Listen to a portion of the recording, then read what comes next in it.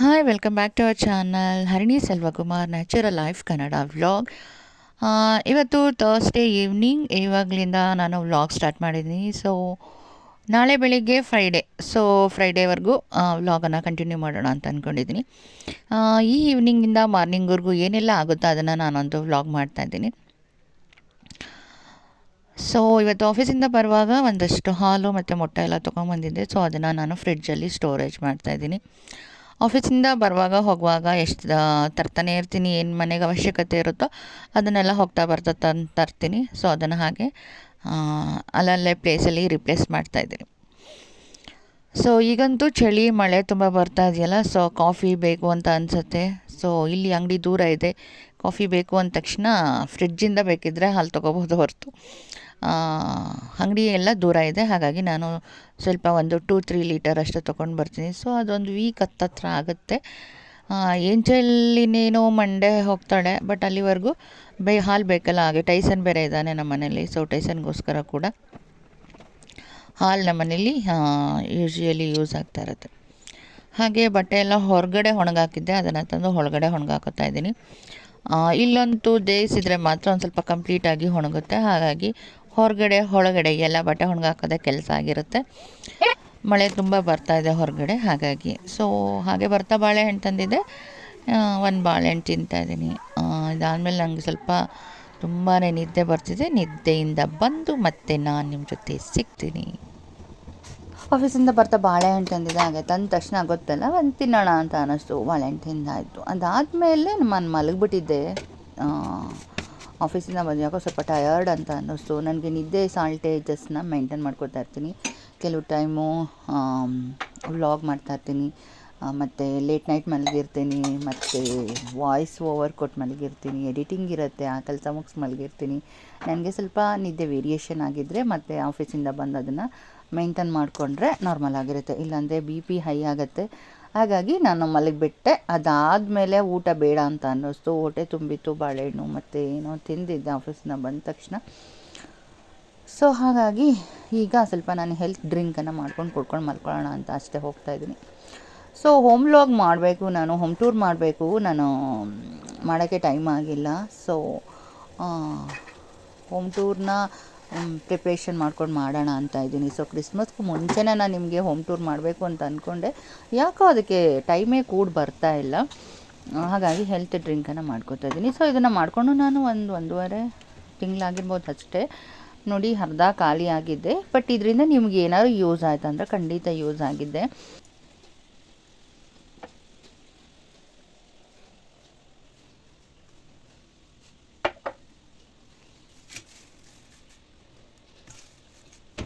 ಈಗ ಟೈಮ್ ಬಂದು ಒಂದು 9:30, 9:45 ಆಗ್ತಾಯಿದೆ. ಸೊ ಊಟ ಎಲ್ಲ ಆಯಿತು ನಂದು. ಸೊ ನನ್ನ ಒಂದು ನೈಟದು ಡಯಟ್ ಡ್ರಿಂಕ್ನ ಕಾಯಿಸ್ಕೊಂಡಿದ್ದೀನಿ. ಸೊ ಹಾಗೆ. ಸೊ ನಾಳೆ ಫ್ರೈಡೇ. ಸೊ ಆಯಿಲ್ ಹಾಕಿಲ್ಲ ತಲೆಗೆ, ತುಂಬ ದಿನ ಆಯಿತು ಅಂತ ಹೇಳಿ ಸ್ವಲ್ಪ ಮೆಹಂದಿ ಕಲಸಿಡ್ತಾಯಿದ್ದೀನಿ.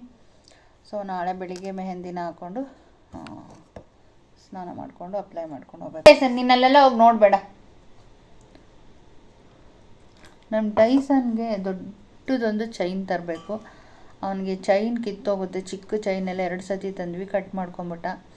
ದೊಡ್ಡ ಚೈನ್ ಹುಡುಕ್ತಾ ಇದ್ದೀನಿ, ಇಡೀ ನಮ್ಮ ಊರಲ್ಲೇ ಸಿಗ್ತಾ ಇಲ್ಲ ನನಗೆ. ಹೊರಗಡೆ ಹೋಗಿ ತರೋಕ್ಕೆ ಟೈಮ್ ಇಲ್ಲ ಅವನಿಗೆ. ಬಾ ಕೆಳಗಡೆ.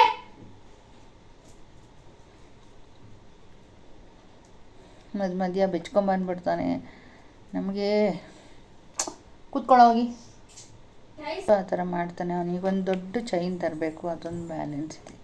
ಏನೆಲ್ಲ ಮಾಡ್ಬೋದಲ್ವ ಆಫೀಸ್ ಕೆಲಸದ ಮಧ್ಯ. ಸ್ವಲ್ಪ ಏನೂ ಮಳೆ ಇಲ್ಲ ಆ ಥರ ಇದ್ದರೆ ಆಲ್ಮೋಸ್ಟ್ ಅಲ್ಲಿ ಹೋಗಿ ನಮ್ಗೆ ಏನೇನು ಬೇಕೆಲ್ಲ ತಗೊಂಡು ಬರ್ಬೋದು. ಈ ಮಳೆ ಬರೋ ಕಾರಣ ನನಗೆ ಹೊರಗಡೆ ಹೋಗೋಕ್ಕೆ ಮೂಡಿರಲ್ಲ. ಹೋದರೂ ಬೇಗ ಬೇಗ ಏನು ತೊಗೋಬೇಕೋ ಬಂದುಬಿಡ್ತೀನಿ. ನನ್ನ ಥಿಂಗ್ಸ್ ಮರ್ತೇ ಬಂದುಬಿಡ್ತೀನಿ ನಾನು. ಮನೆಗೆ ಬಂದು ಅಯ್ಯೋ ನಾಳೆ ಆಯ್ತಂದ್ರೆ ಆಯಿತು ಅಂತ ಅಂದ್ಕೊತೀನಿ. ಹಾಗಾಗಿ ತರೋಕ್ಕೆ ಆಗ್ತಾಯಿಲ್ಲ. ಸೊ ಅವನಿಗೊಂದು ಚೈನ್ ತಂದುಬಿಟ್ರೆ ಸ್ವಲ್ಪ ನಮಗೆ ಸಮಾಧಾನ ಆಗುತ್ತೆ. ಮಳೆಯಲ್ಲಿ ನಮ್ಮೂರಲ್ಲಿ ಏನಾದರೂ ಅಂಗಡಿಗೆ ಹೋಗ್ಬೇಕಂದ್ರೆ ನಮ್ಮ ಪರಿಸ್ಥಿತಿ ನೋಡಿ, ಛತ್ರಿ ಇಟ್ಕೊಂಡು ಹೇಗಿರುತ್ತೆ ಅಂತ. ಸೊ ಒಂದು ಸ್ವಲ್ಪ ತರಕಾರಿಗಳು ಮುಗ್ದೋಗಿತ್ತು, ಅದನ್ನು ತರಕ್ಕೆ ಹೋಗಿದ್ದೆ. ಸೊ ಸುಮ್ಮನೆ ಹಾಗೆ ಸ್ಮಾಲ್ ವೀಡಿಯೋ ಮಾಡಿಕೊಂಡೆ. ಸೊ ನಿಮ್ಮ ಜೊತೆ ಶೇರ್ ಮಾಡೋಣ ಅಂತ. ಮಳೆಯಲ್ಲಿ ಏನಾದರೂ ತರ್ತೀವಿ ಅಂತಂದರೆ ಎಷ್ಟು ತಲೆನೋವಿರುತ್ತೆ ಅಂದರೆ, 4 ವೀಲರ್ ಇದ್ದರೆ ಓಕೆ, ಬಟ್ ಈ 2 ವೀಲರೆಲ್ಲ ಹೋಗೋದು ಎಷ್ಟು ಹಿಂಸೆ ಊರಲ್ಲಿ ಅಂತಂದರೆ. ಸೊ ಈ ಮಳೆಗಾಲದ ಕಾಟ ತಡ್ಕೊಳಕ್ಕಾಗ್ತಲ್ಲ ನನ್ನ ಕೈಯಲ್ಲಿ.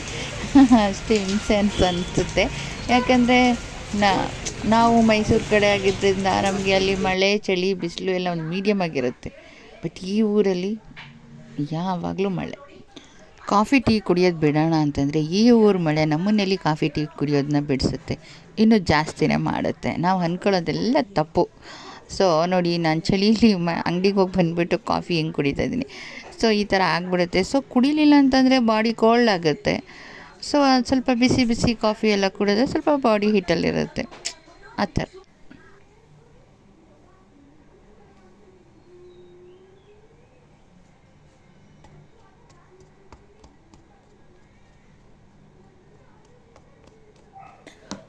Good morning, welcome back to our channel Harani Selvakumar natural life Kannada vlog. So ಇವತ್ತು ಬೆಳಗ್ಗೆನೇ ತಲೆಗೆ ಮೆಹಂದಿ ಹಾಕೋತಾ ಇದ್ದೀನಿ. ಸೊ ನಾನು ಹೇಗೆ ಅಪ್ಲೈ ಮಾಡ್ಕೋತೀನಿ ಅಂತ ನೋಡ್ಕೊಂಬನ್ನಿ. ತಲೆಗೆ ಮೆಹಂದಿ ಹಚ್ಚೋದು ಒಂದು ಚಾಲೆಂಜಿಂಗ್ ಟಾಸ್ಕೆ ಅಂತ ಅಂದ್ಕೊಳ್ಳಿ. ಯಾಕಂದರೆ ಅದನ್ನು ಕಲಿಸೋ ರೀತಿಯೇ ಆಗಿರ್ಬೋದು, ಮತ್ತು ತಲೆಗೆ ಅಪ್ಲೈ ಮಾಡ್ಕೊಳ್ಳೋ ರೀತಿಯೇ ಆಗಿರ್ಬೋದು, ಅದೊಂದು ನಾವು ಒಂದು ವಿಧಾನದಲ್ಲಿ ಹಚ್ಕೊಂಡ್ರೆ ಮಾತ್ರನೇ ಅದರದ್ದು ನಮಗೆ ಎಫೆಕ್ಟ್ ಚೆನ್ನಾಗಿ ಅರ್ಥ ಆಗುತ್ತೆ. ಪಾಪ ಕೆಲವರಿಗೆ ಮೆಹಂದಿ ಹಚ್ಕೊಳ್ಳೋಕ್ಕೆ ಆಗಲ್ಲ, ಅವರು ಇವ್ರನ್ನ ಕಾಯ್ತಾರೆ. ಸೊ ಅಂಥವರಿಗೆ ನನ್ನ ವೀಡಿಯೋ ಯೂಸ್ ಆಗ್ಬೋದು ಅಂತ ನಾನು ವೀಡಿಯೋ ಮಾಡಿದ್ದೀನಿ. ನೀವು ಮೆಹಂದಿಯನ್ನು ನೈಟಲ್ಲೇ ಕಲಸಿ ಇಟ್ಕೊಂಡ್ರೆ ಅದು ತುಂಬ ಚೆನ್ನಾಗಿ ಮೆಲ್ಟ್ ಆಗಿರುತ್ತೆ. ಸೊ ತಲೆಗೆ ಅದು ತುಂಬ ನೈಸಾಗಿ ಹಚ್ಕೊಳ್ಳೋದಕ್ಕೆ ಅನುಕೂಲ ಆಗುತ್ತೆ. ಬೆಳಗ್ಗೆ ಎದ್ದ ತಕ್ಷಣ ಬ್ರಷ್ದು ಸಹಾಯದಿಂದ ಈ ಥರ ತಲೆನ ಒಂದು ಭಾಗ ಮಾಡಿಕೊಂಡು ಅದಕ್ಕೆ ಅಪ್ಲೈ ಮಾಡಿಕೊಂಡ್ರೆ ಈಸಿ ಆಗುತ್ತೆ. ಇದರಿಂದ ನಿಮ್ಮ ಕೂದಲು ಚೆನ್ನಾಗಿ ಹೆಲ್ತಿಯಾಗಿರುತ್ತೆ. ಹಾಗೆ ಈಗ ಹೇರ್ ಕಲರೆಲ್ಲ ಹಾಕೊಳ್ಳೋರು ತುಂಬಾ ಸೈಡ್ ಎಫೆಕ್ಟ್ಸ್ ಇರುತ್ತಲ್ವ. ಸೊ ಹಾಗಾಗಿ ನೀವು ಮೆಹಂದಿ ಹಚ್ಕೊಳ್ಳೋದೇ ಒಳ್ಳೆಯದು ಅಂತ ನನ್ನ ಸಜೆಷನ್ ಆಗಿರುತ್ತೆ. ಮೆಹಂದಿ ಹಚ್ಕೊಳ್ಳುವಾಗ ನಮಗೆ 2 ಮಿರರ್ ಅವಶ್ಯಕತೆ ಇರುತ್ತೆ. ಸೊ ನೀವೆಲ್ಲ ಬ್ಯೂಟಿ ಪಾರ್ಲರಲ್ಲಿ ನೋಡಿರ್ಬೋದು, ಫ್ರಂಟ್ ಆ್ಯಂಡ್ ಬ್ಯಾಕ್ 2 ಸೈಡ್ ಅವರು ಕನ್ನಡಿಯನ್ನು ಹಾಕಿರ್ತಾರೆ. ಸೊ ನಾವು ಫ್ರಂಟಲ್ಲಾಗಿರ್ಬೋದು ಬ್ಯಾಕಲ್ಲಾಗಿರ್ಬೋದು ನೀಟಾಗಿ ನೋಡಿಕೊಂಡು ಫೋಕಸ್ ಮಾಡಿಕೊಂಡು ಈ ಥರ ಅಪ್ಲೈ ಮಾಡ್ಕೊಳ್ಳೋದಕ್ಕೆ ಅನುಕೂಲ ಮಾಡಿರ್ತಾರೆ. ಸೊ ಬ್ಯೂಟಿ ಪಾರ್ಲರಲ್ಲಿ, ಮನೆಗಳಲ್ಲಿ ನಾವು ಆ ಥರ ಬ್ಯೂಟಿ ಪಾರ್ಲರ್ ಮಾಡ್ಕೊಳ್ಳೋಕ್ಕಾಗಲ್ವಲ್ಲ. ಸೊ ಹಾಗಾಗಿ ನಾನಿವತ್ತು ನಿಮಗೆ ಯಾವ ಥರ ಒಂದು ಮಿರರನ್ನು ನೋಡಿಕೊಂಡು ಹಿಂಭಾಗಕ್ಕೆಲ್ಲ ಅಪ್ಲೈ ಮಾಡೋದು ಅಂತ ಕೂಡ ನಾನು ಈ ವ್ಲಾಗಲ್ಲಿ ನಿಮ್ಮ ಜೊತೆ ಶೇರ್ ಮಾಡ್ತಾಯಿದ್ದೀನಿ.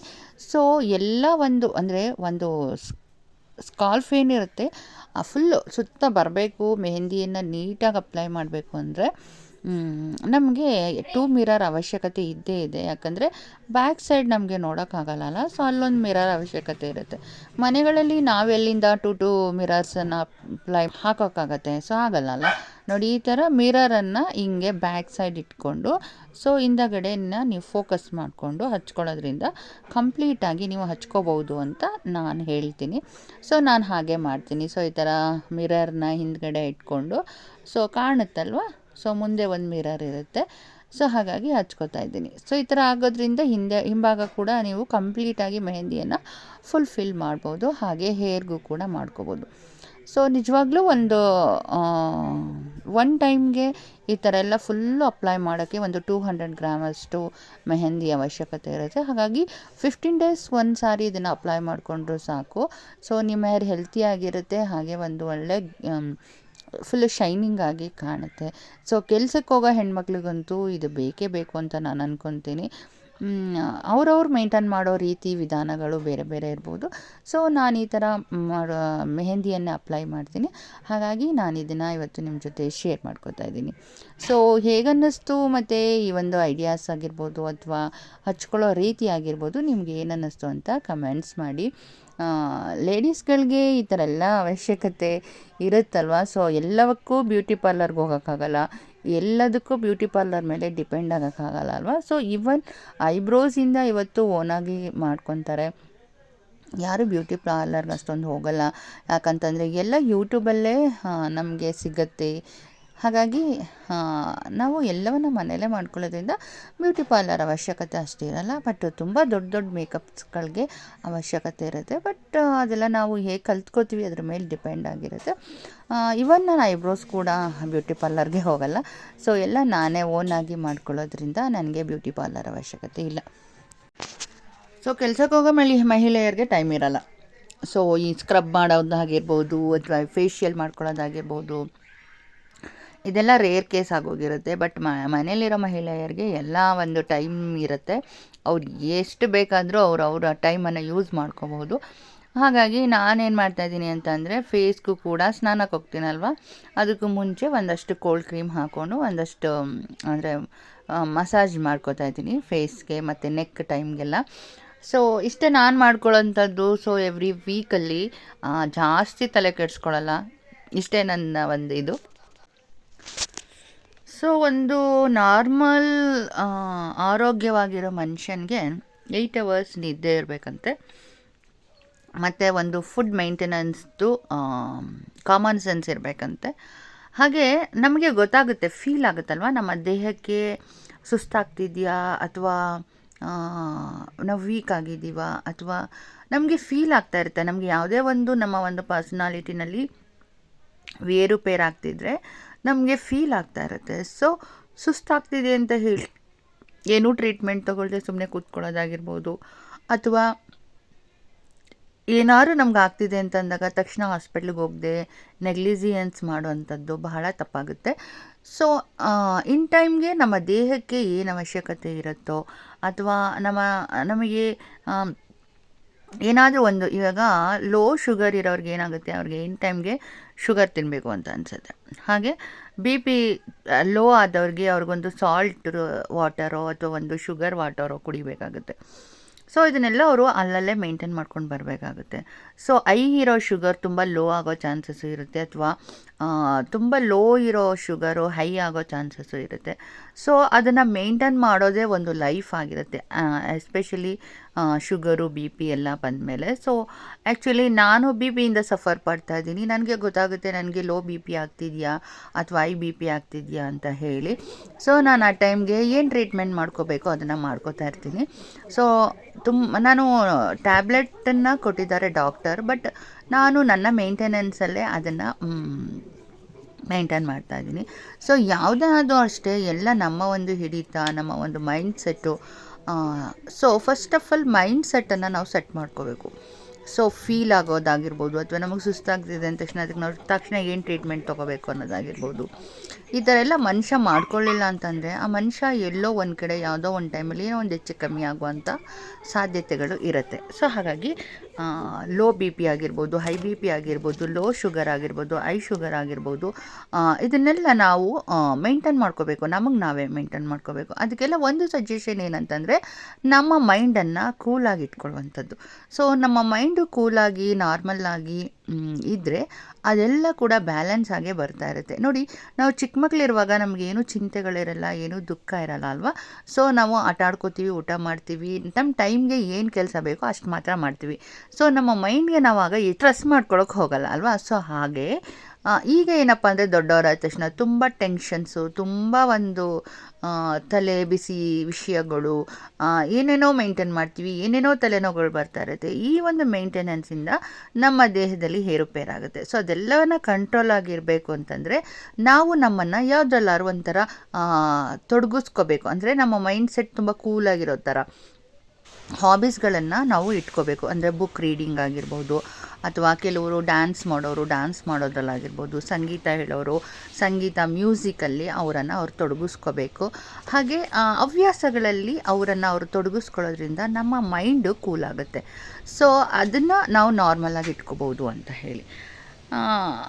ಸೊ ನಾನು ನನ್ನ ಟೈಮ್ ಇದ್ದಾಗ ನಾನೊಂದು ಬ್ಯೂಟಿ ಬಗ್ಗೆ ಆಗಿರ್ಬೋದು, ಅಥವಾ ಹೆಲ್ತ್ ಕಾನ್ಷಿಯಸ್ ಬಗ್ಗೆ ಆಗಿರ್ಬೋದು, ಈ ಥರ ಅಂದರೆ ಸೊ ನಂದು ಚಾನಲ್ ಇದೆಯಲ್ಲ, ನಾನು ಅದ್ರ ಮೇಲೆ ಕಾನ್ಸಂಟ್ರೇಷನ್ ಮಾಡ್ತಾ ಇರ್ತೀನಿ.